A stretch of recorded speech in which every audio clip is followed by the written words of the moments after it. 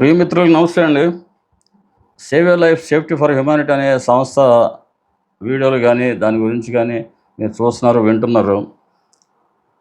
ఆ సంస్థ ద్వారా ఒక 5 కార్యక్రమాలు, అంటే 5 ప్రాజెక్టుల ద్వారా మానవత, చేయూత, అక్షరాస్యత, భద్రత, ప్రజాహిత అనే కార్యక్రమాల ద్వారా మేము ఈ సేవా కార్యక్రమాలు కానీ మిగతాది ఏదైనా కూడా చేస్తున్నామండి.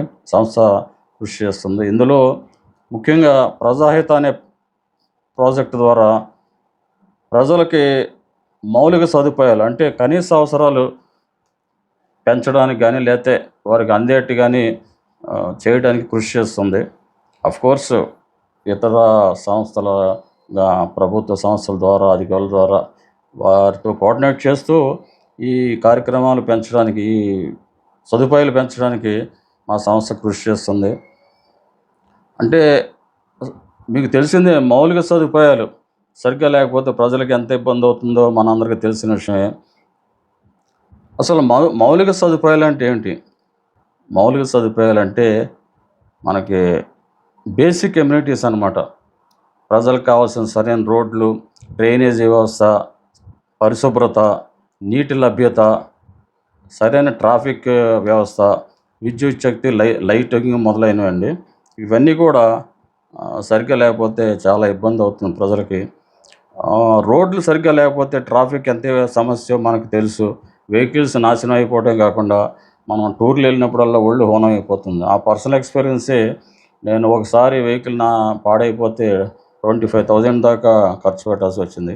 అలాగే ఇంకోసారి టూర్ వెళ్ళినప్పుడు ఒళ్ళంతా హోనం అయిపోయి, గతుకుల రోడ్లు, ఒళ్ళంతా హోనం అయిపోయి ఫిజియోథెరపీని వాటికని వీటికని డాక్టర్స్ కానీ వేల రూపాయలు ఖర్చు పెట్టాల్సి వస్తుంది.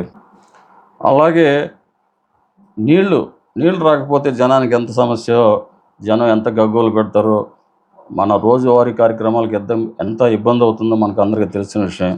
కాసేపు కరెంటు పోతే ఎన్ని సమస్యలు మనకందరికీ తెలిసిన విషయం కదా. ముఖ్యంగా టీవీ సీరియల్స్ చూసే వాళ్ళకి పాపం చాలా ఇబ్బంది అయిపోతుంది.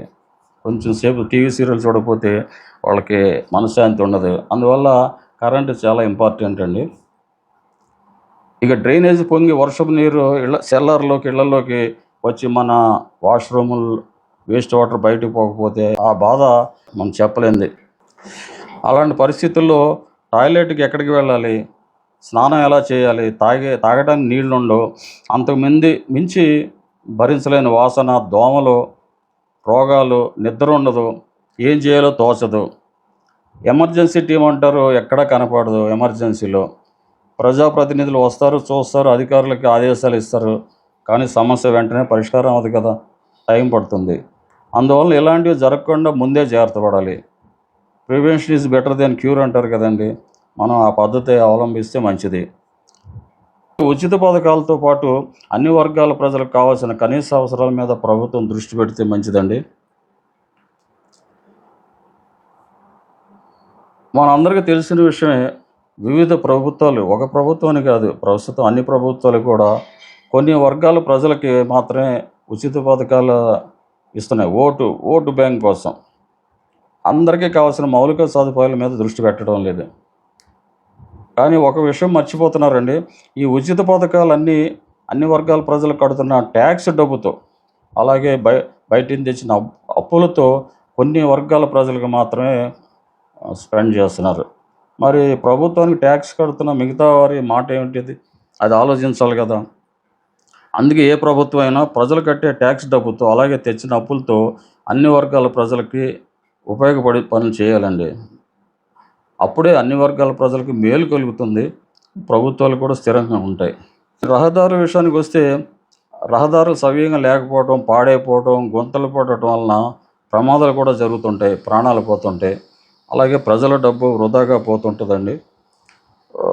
ఇంకోటి విషయం ఏంటంటే, వీధి దీపాలు, లైటింగ్, స్ట్రీట్ లైట్స్ సరిగ్గా లేకపోతే, వెలగకపోతే కూడా ప్రమాదాలకి, దారి దోపిడీలకు కూడా కారణం అవుతుంటాయి. అరాచకాలకి ఎక్కువ అవకాశం వస్తుంది చీకటిగా ఉంటే. కాబట్టి దాని మీద కూడా దృష్టి పెట్టాలండి.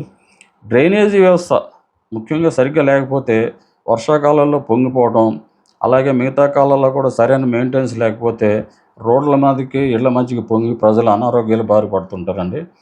అంతేకాక దానివల్ల వేసిన రోడ్లు కూడా ఫ్రీక్వెంట్గా పాడవుతుంటాయి. ఈ సమస్యలేంటికి బాధ్యత ఒక ప్రభుత్వం అనేది అని చెప్పలేమండి. ఇందులో ప్రజల బాధ్యత కూడా కొంత ఉందని చెప్పొచ్చు.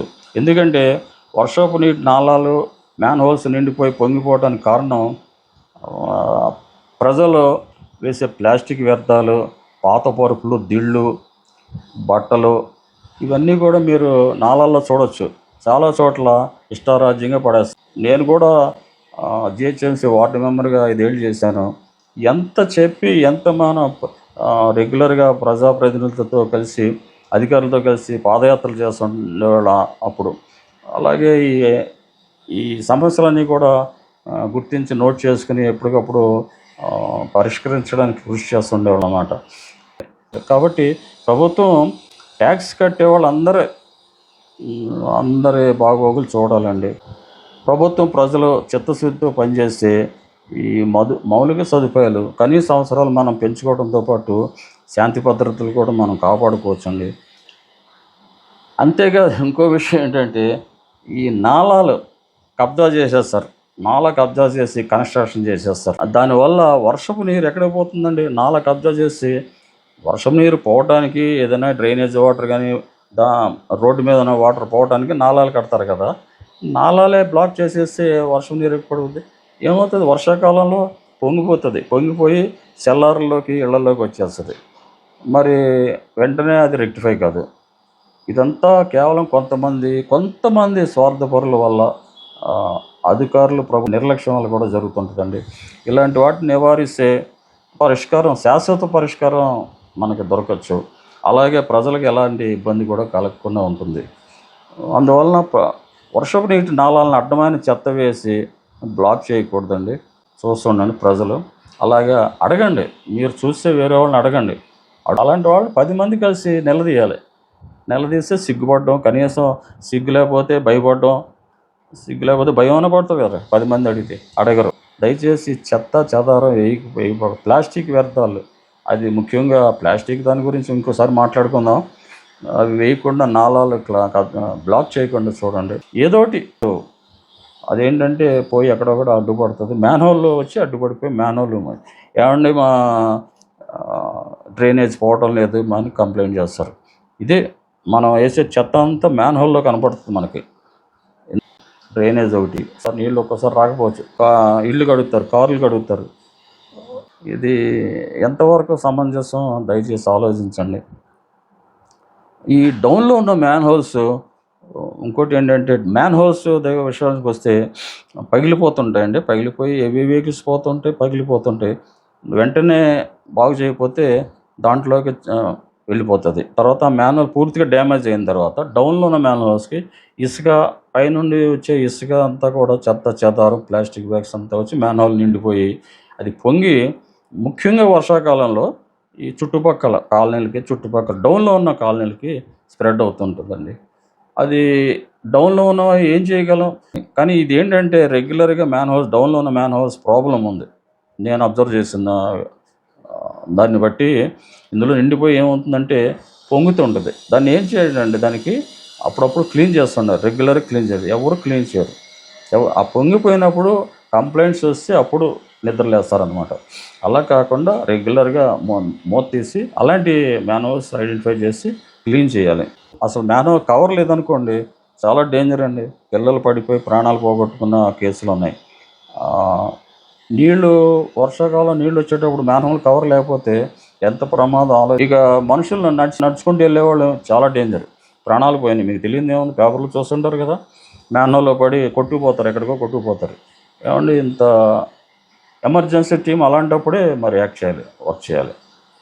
చెప్పుకుంటూ పోతే వీడియో చాలా లెంగ్త్ అయిపోద్దండి. అందుకని కొంత దగ్గర ఆఫ్ చేస్తాను. స్టామ్ వాటర్ డ్రైన్స్ కూడా ఫ్రీక్వెంట్గా వర్షాకాలం ముందు క్లీన్ చేయించాలి ఇది గవర్నమెంట్ బాధ్యత. చెత్త వేయకుండా, బ్లాక్ చేయకుండా దాన్ని కాపాడటం మన బాధ్యత అయితే, ప్రజల బాధ్యత అయితే, దానికి ఫ్రీక్వెంట్గా ముందుగా అట్లీస్ట్ వర్షాకాలం ముందు బాగు చేయించడం అనేది ప్రభుత్వ అధికారుల బాధ్యత అండి. అలాగే ప్రజలు కూడా మంచినీటిని, విద్యుత్ శక్తి, ఎలక్ట్రిసిటీని పొదుపుగా వాడాలి, జాగ్రత్తగా వాడాలి. నీళ్ళు కూడా పొదుపుగా వాడుకోవాలి, జాగ్రత్తగా వాడుకోవాలి.